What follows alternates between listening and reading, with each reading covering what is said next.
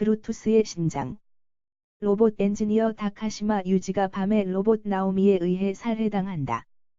스에나가 다쿠야가 나고야 인터체인지를 빠져나와 시속 80-100km로 달려 무엇인가를 차로 옮기고 있다. 그리고 3주 전. 일본 중견 산업기기 회사인 MM중공에서 로봇 엔지니어로 근무하며 회사에서도 실력을 인정받은 9년차 사원인 스에나가 다쿠야. 그는 불우한 어린 시절을 보냈으므로 성공에 대한 열망으로 현재의 성공적인 상태를 이룰 수 있었다. 현재의 상태에 만족하지 않고 그는 근로자가 아닌 지배자가 되는 것을 목표로 살아가고 있었다. 다쿠야는 같은 회사의 아마미야 야스코라는 여자와 내연의 관계이다. 그런데 어느 날 그녀로부터 임신했다는 소식을 듣게 되고 그녀는 아이를 지우지 않고 낳을 것이라고 주장한다. 다쿠야는 MM중공의 창업자의 니시나 게이이치로의 아들로 전무이사 자리에 있는 니시나 도시키와의 인연을 만들기 위해 임원실에 새로 배치된 신입여 직원 아마미야 야스코에게 접근한다. 그리고 그녀로부터 니시나의 정보들을 받게 되면서 그녀와 잠자리까지 하게 되는 사이가 되었다. 어느 날 전무의 딸이 유학을 마치고 곧 일본에 귀국하여 데릴사위를 구할 것이라는 정보를 아마미야 야스코로부터 듣게 된다. 그리고 데릴사위 후보로 젊은 사원들이 파티에 초대된다. 여기서 다쿠야는 호시코에게 호감을 사게 된다. 회장에게는 아들 니시나 도시키가 있었고 그는 전무를 맡고 있었고 전무에게는 큰아들 나오키과 두 딸 사오리와 호시코이 있었다. 그런데 그 아들은 두 딸과 이복 형제였다. 그 아들이 니시나 나오키였다.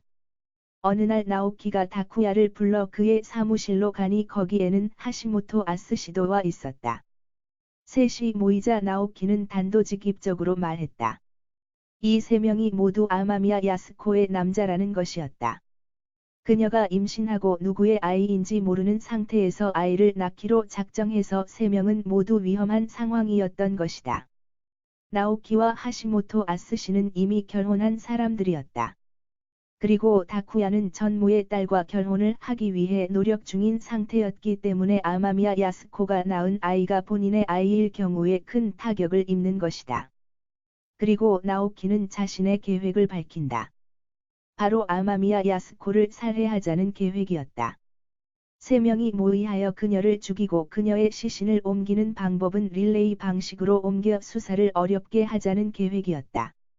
살인은 오사카에서 실행하고 나고야를 거치고 시신은 도쿄로 옮기자는 것이었다. 살인을 저지르는 날에 세 명은 각각 A는 오사카, B는 나고야, C는 도쿄에 있다가 A가 야스코를 죽이고 시신을 나고야로 옮긴 후 나고야에 있는 B가 도쿄 나고야 간 고속도로의 인터체인지까지 시신을 운반하고 그곳에 와 있는 C가 아스기 인터체인지에서 도쿄까지 시신을 운반한다는 계획이었다. 두 명은 나오키의 제안을 받아들이고 다음으로는 순서를 정할 차례였다. 나오키는 카드 뽑기로 순서를 정하게 되었는데 A는 나오키, B는 하시모토, C는 다쿠야로 결정되었다.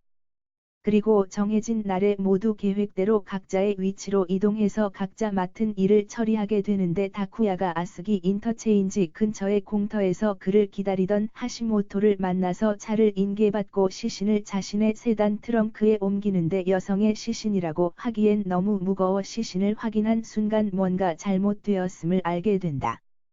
야스코의 시신이 있어야 하는데 그 시신은 나오키의 시신이었던 것이다. 둘은 나오키의 시신을 계획대로 옮기기로 한다. 한편 살해되었어야 할 야스코는 멀쩡히 살아있어 다쿠야는 왜 이런 상황이 벌어졌는지 궁금해한다. 그리고 도쿄에서 나오키의 시신이 발견되어 경찰의 조사가 시작되었다. 사건을 맡은 형사는 다니키치 경보와 사야마 형사였다.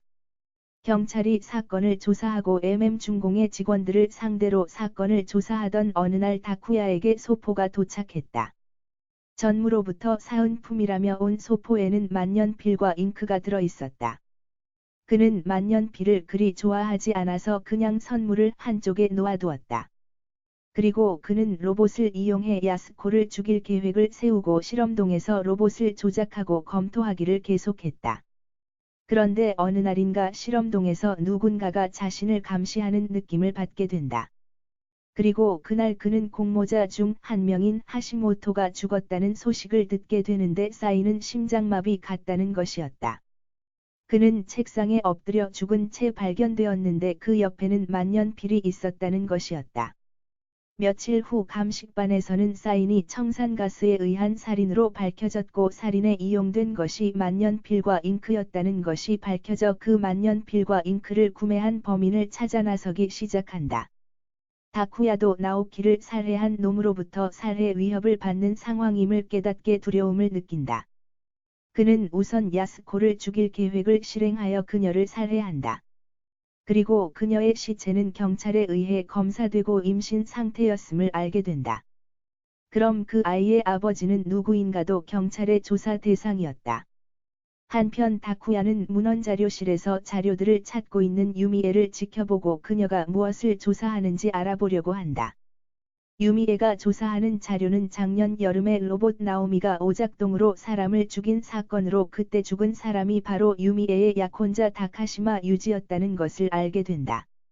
나오키가 죽기 전에 이 사건을 다시 비밀리에 조사한다는 사실을 알게 된 유미에가 왜 나오키가 이 사건을 다시 재조사하려고 했는지 이유를 찾고 있던 중인 것이다.